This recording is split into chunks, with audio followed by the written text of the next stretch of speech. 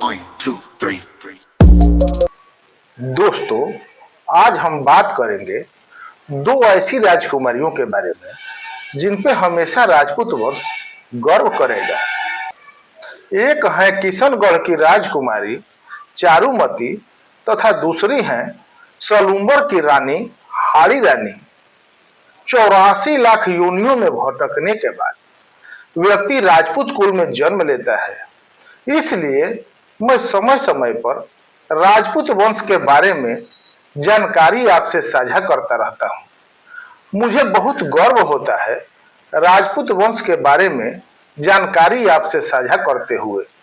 अगर आपको भी अपने क्षत्रिय कुल पर गर्व है तो आप कमेंट में जय राजपूताना और अपने जिले का नाम जरूर लिखें, ताकि समझ में आए कि हमारे भाई देश के किस किस हिस्से में निवास करते हैं।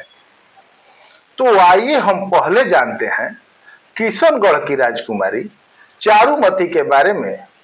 यह बात है 1669 की। उस समय दिल्ली का बादशाह औरंगजेब हुआ करता था। चारुमती किशनगढ़ के राजा रूप सिंह की पुत्री थी। रूप सिंह की मृत्यु के उपरांत उनका पुत्र मान सिंह उनका उत्तराधिकारी हुआ। चारुमती बहुत ही सुंदर थी और उनका यह रूप सौंदर्य तथा लावण्य ही उनके लिए परेशानी का एक कारण बन गया। एक दिन चारुमती अपने महल में बैठी हुई थी, तब महल के बाहर एक महिला पेंटिंग बेच रही थी। चारुमती ने उस महिला को बुलाया और उससे पेंटिंग दिखाने के लिए बोली। वो दिल्ली से पेंटिंग बेचने आई महिला अपने पेंटिंग का गुणगान कर रही थी और बता रही थी कि कौन सी पेंटिंग किस राजा की है। चारुमती पेंटिंग देख रही थी और खरीद भी रही थी। ऐसे ही चारुमती ने सारे पेंटिंग खरीद लिए, मात्र एक पेंटिंग को छोड़कर। तभी बूढ़ी महिला ने बोला, बेटी ये पेंटिंग भी खरीद लो, ये पेंटिंग दिल्ली के बादशाह औरंगजेब की है।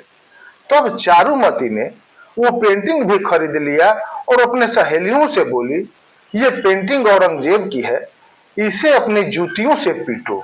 इतना सुनते ही राजकुमारी की सहेलियों ने उस तस्वीर को तब तक पीटा जब तक तस्वीर फट नहीं गई।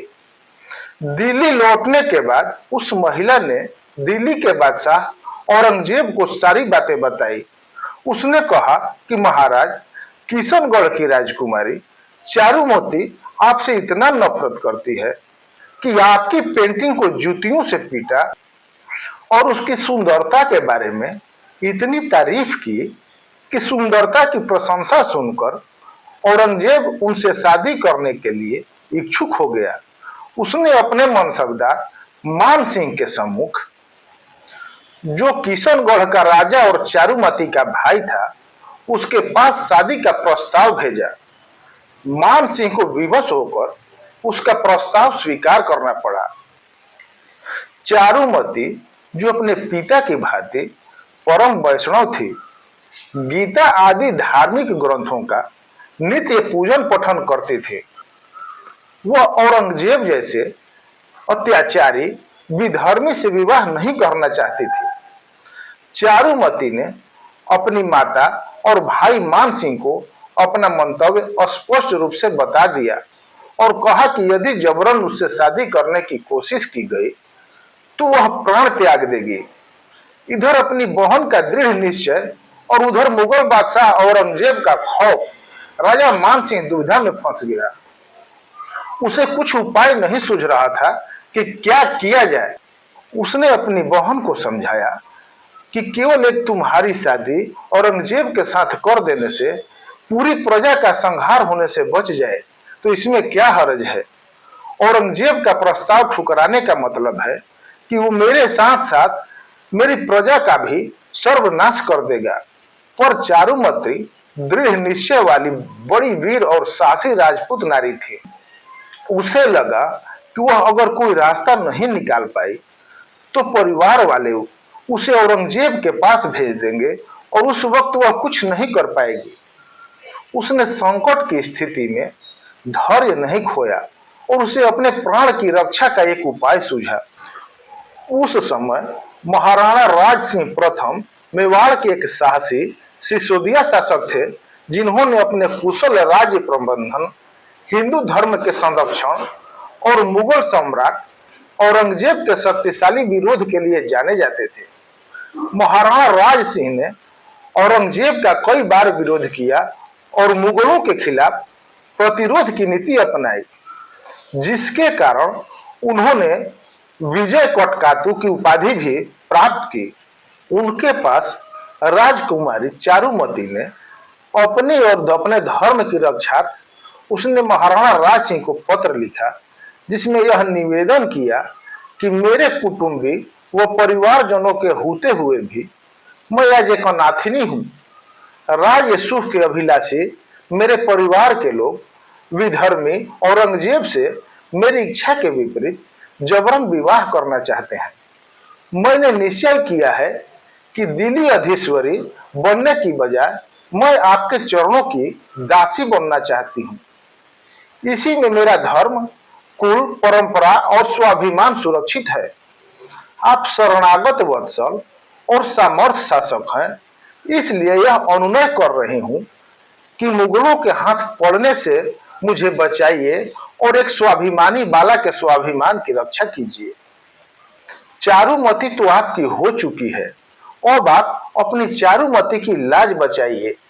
चारुमती का पत्र पढ़ने के बाद राज सिंह ने चारुमती को पत्र भेजकर बता दिया कि मैं बारात लेकर मैं तुझे लेने आऊंगा, तुम चिंता मत करो।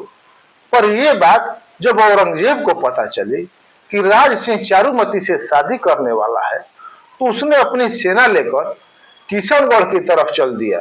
पर राज सिंह तो राज सिंह थे, इन्होंने मेवाड़ की सेना को भेजकर उसे अजमेर में ही रोक दिया। इस युद्ध में रतन सिंह चुड़ावत ने इनका साथ दिया और औरंगजेब को हार का सामना करना पड़ा। दूसरी तरफ राज सिंह ने किशनगढ़ में राजकुमारी चारुमती के साथ 7 फेरे लिए और इस प्रकार एक वीर राजकुमारी ने राज सिंह के साथ शादी कर अपने धर्म की रक्षा की। दोस्तों, एक बात मैं आपको बता दूं, सलूम्बर के चुड़ावत सरदार रावल रतन सिंह की शादी एक दिन पहले हाड़ा चौहान राजपूत वंश की बेटी हाड़ी रानी के साथ हुआ था। विवाह के दूसरे दिन ही उन्हें महाराणा राज सिंह ने मुगल सूबेदार के खिलाफ युद्ध का बुलावा भेजा। युद्ध का पत्र पाकर रतन सिंह विचलित हो गए, क्योंकि उनका विवाह एक दिन पहले ही हुआ था। वे अपनी पत्नी हाड़ी रानी के प्रेम पास में फंस गए और युद्ध के लिए प्रस्थान करते समय उन्होंने अपने सेवक से रानी से कोई निशानी लाने के लिए कहा।